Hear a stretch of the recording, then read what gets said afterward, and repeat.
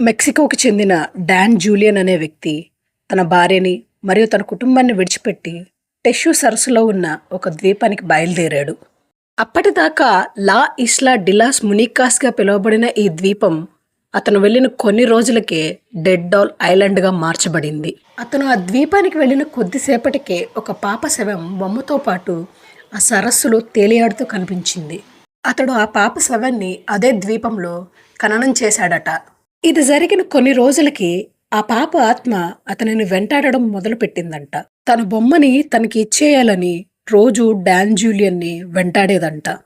అతను కూడా చేసేదేమీ లేక ఆ పాపతో పాటు దొరికిన బొమ్మని ఆ పాప సమాధి పక్కనే ఖననం చేశాడంట. ఆ ప్రక్రియ అక్కడితో ఆగిపోలేదు. తాను పండించిన పండని ప్రతిసారి ఒక్కొక్క బొమ్మని ఆ ఆత్మకి నివేదనగా ఇచ్చేవాడట.